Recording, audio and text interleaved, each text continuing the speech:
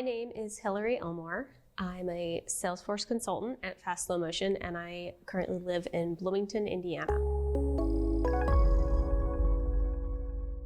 The role of the Salesforce Consultant, it can go a lot of different directions in a typical day. So, a lot of times we're focusing on client meetings, and meeting with our clients involves talking about the business problems that they're trying to solve with Salesforce, getting into some of their pain points, and really figuring out, what is really the best Salesforce solution here. So I think there are two main things that I enjoy about working at Fast Slow Motion.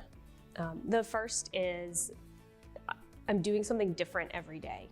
I have a number of different clients, and they all have very different businesses and very different business problems. There's no chance to get bored. I'm always learning something. I'm always doing something different. And the other thing that I really enjoy about working at Fast Slow Motion is the people.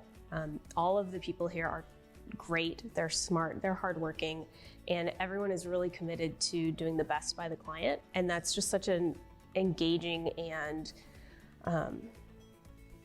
just a really great environment to be part of.